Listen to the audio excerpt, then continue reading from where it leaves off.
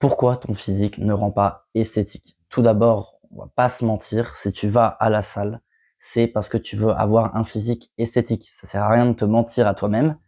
La raison principale, c'est pas parce que tu veux être en meilleure santé, c'est pas pour je sais pas quelle autre X raison. La raison principale, c'est parce que tu veux avoir un physique esthétique. Et c'est important de le reconnaître parce que comme ça va te permettre de t'entraîner de la bonne façon. Si tu assumes et tu sais que tu veux avoir un physique esthétique, alors tu vas t'entraîner en conséquence et tu vas faire ce qu'il faut. Alors que si tu te mens à toi-même, ben, tu vas pas faire ce qu'il faut. Tu vas pas forcément bosser les bons muscles, tu vas pas chercher à être sec, tu vas pas chercher à justement obtenir ce physique esthétique car tu te mens à toi-même. Donc, la première chose qui est super importante, surtout si tu as cliqué sur cette vidéo qui parle de physique esthétique, c'est ne te mens pas à toi-même.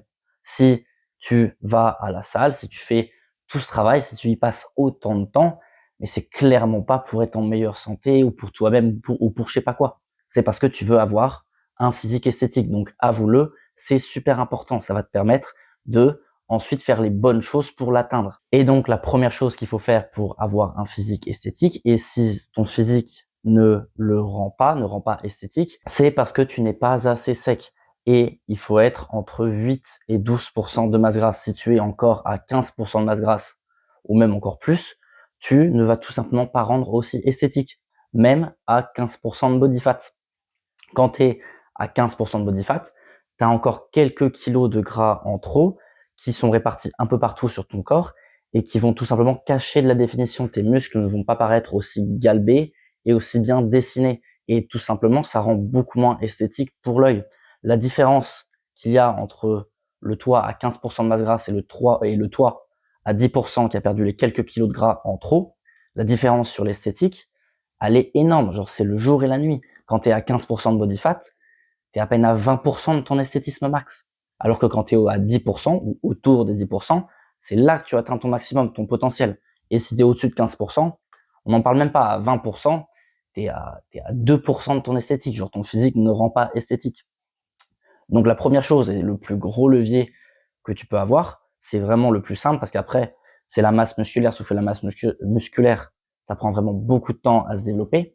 C'est le fait d'être sec. Ça peut se faire en seulement quelques mois, voire quelques semaines, si tu pars, si t'es pas très loin des 10%. Et j'en reviens au fait d'assumer le fait de vouloir un physique esthétique, d'aller à la salle parce qu'on veut avoir un corps esthétique. Parce que si t'assumes pas ça, tu vas pas faire l'effort de vouloir être sec, de vouloir être très sec. Tu vas te dire que ça en vaut pas le coup.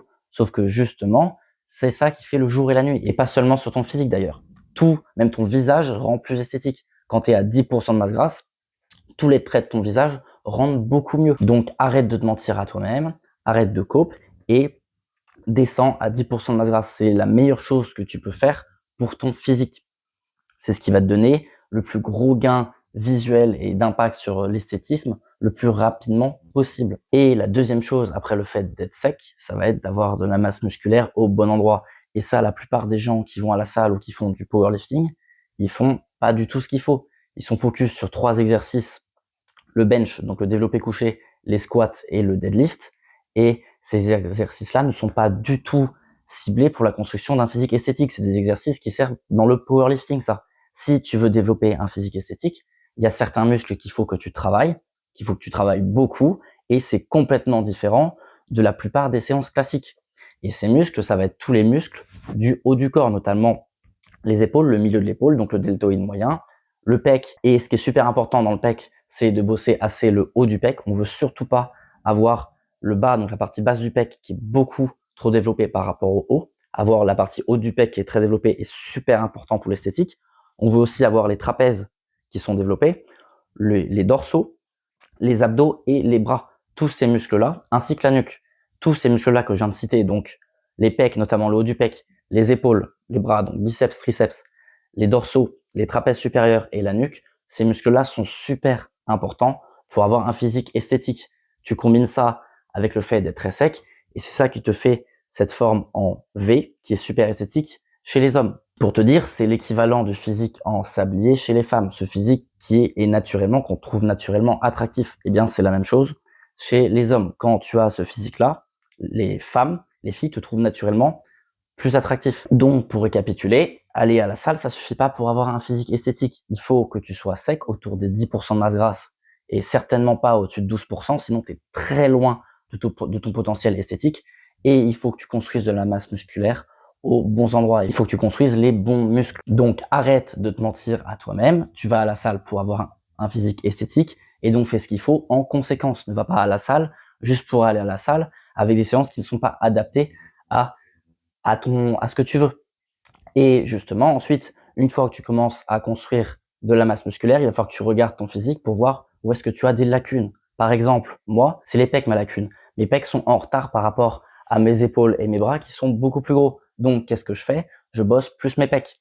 Quelqu'un, par exemple, qui, lui, a un retard plus des bras, il va devoir plus bosser les bras. Et c'est là qu'il faut faire preuve d'un minimum d'intelligence, enfin, du moins qu'il faut regarder son physique et pas faire appliquer des séances bêtement. Il faut que tu regardes ton physique et que tu vois où sont les lacunes. Donc moi, comme j'ai dit, c'est les pecs.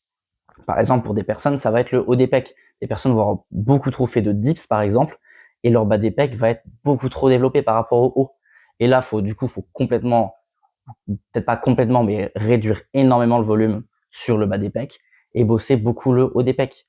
Ou par exemple, pour d'autres personnes, ça va être les épaules qui sont pas assez développées, les épaules qui sont super importantes pour avoir cette forme en V. Donc, une fois que tu es sec, tu as atteint ton pourcentage de masse grasse, une fois que tu as commencé à construire pas mal de masse musculaire, donc on va dire une fois que tu as fait 1, 2, 3 ans de salle, c'est là que c'est important pour maximiser son esthétique, son esthétisme, de regarder où sont tes lacunes. C'est ça qui va te maximiser le plus ton esthétique. Si c'est le fait de combler des lacunes, donc par exemple de rattraper des pecs, ça va avoir un bien plus gros impact sur ton esthétique que de continuer à prendre de la masse musculaire.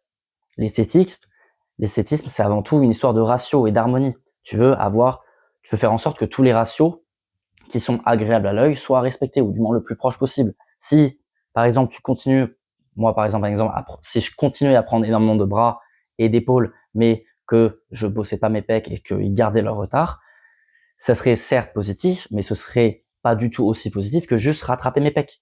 Même si on n'est pas massif, ça reste bien plus beau à l'œil d'avoir un physique équilibré, où tous les muscles sont en bonne proportion. Alors, bien sûr, ensuite, avoir plus de masse musculaire, c'est bénéfique pour l'esthétique, mais ce qui est encore plus important, c'est, comme j'ai dit, d'être sec et d'avoir des bons ratios, une bonne harmonie. C'est-à-dire que tous les muscles soient à peu près au même niveau de développement. Ce serait pas beau d'avoir des pecs énormes et des bras tout petits, bien sûr. Donc c'est là, comme je dis, que c'est important d'analyser son physique, de se regarder dans le miroir et de se dire, OK, où sont mes points faibles? Où sont mes points forts? Comme ça, ensuite, tu peux adapter tes séances d'entraînement pour bosser tes lacunes. Donc moi, par exemple, qui ai une lacune au niveau des pecs, j'ai plus de volume sur les pecs et c'est le muscle que je bosse en premier quand je bosse mes pecs dans la séance. Donc voilà, si tu veux un physique esthétique, assume-le et fais ce qu'il faut en conséquence. Arrête de te mentir, descends à 10% de masse grasse, regarde ton physique, bosse les muscles qu'il faut bosser et arrête de suivre des programmes qui ont été faits de manière générale pour tout le monde. Surtout si tu t'entraînes depuis déjà quelques années, il va te falloir un programme d'entraînement adapté. T'es plus monsieur débutant. Il faut que tu bosses tes lacunes et que tu bosses moins tes points forts pour avoir un physique plus harmonieux.